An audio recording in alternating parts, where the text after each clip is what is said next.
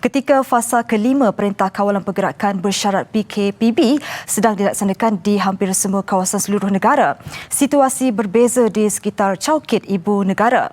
Susulan penularan COVID-19, kawalan di sekitar Jalan Raja Bot hingga Pasar Chowkit diperketat merangkumi pergerakan keluar masuk. Peniaga dan penghuni juga perlu menjalani ujian saringan kesihatan. Dan untuk mendapatkan perkembangan lanjut, kita bergabung bersama wartawan Amirul Hakim Lokman di lokasi. Jadi, Amirul, boleh tak jelaskan apa yang sedang berlaku di sana, Amirul?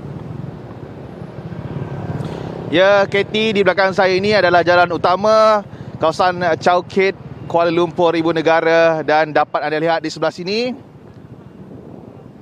Ikut saya. Ini adalah di mana jalan kawasan memasuki ke Jalan Raja Bot, di mana pendapatan kes, peningkatan kes sebanyak jumlah 44 kes dilaporkan sejak semalam, menjadikan pada hari ini kawasan ini memasuki ke arah Jalan Raja Bot, Chowkit diperketatkan. Bukan PKPD melalui maklum yang diberitahu oleh Menteri Kanan Keselamatan Datuk Seri Ismail Sabri Yaakob, di mana Chowkit bukan adalah kawasan di Perintah Kawalan Pergerakan diperketatkan, tapi diperketatkan dari segi pentadbirannya, administratif boleh saya katakan. Melalui tinjauan saya, mengapa saya ada dekat sini? Di mana sebelah pagi tadi saya telah diarahkan untuk keluar daripada kawasan itu, di mana penduduk ataupun pekerja, warga asing, warga tempatan yang di sekitar kawasan berkenaan diminta kesemuanya untuk mengambil atau menjalani ujian saringan atau swab test COVID-19.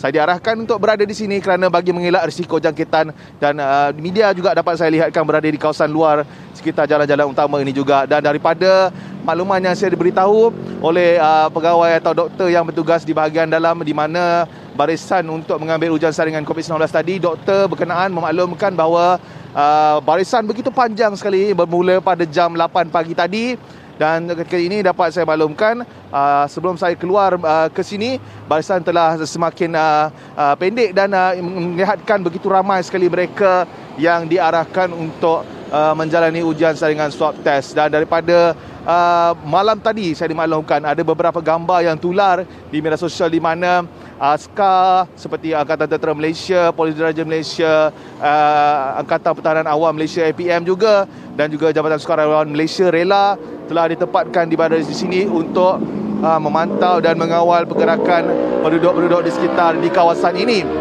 Jadi, lihatkan kepada kawasan yang dapat saya tinjau sebentar tadi juga, penduduk-penduduk yang rumahnya berada di dalam diminta untuk terus berada di rumah, di mana mereka yang telah menjalani ujian saringan COVID-19, dan mereka yang bekerja seperti warga asing terus dipanggil dan untuk menjaga jarak barisan mereka ketika berbaris untuk menjalani saringan COVID-19 juga.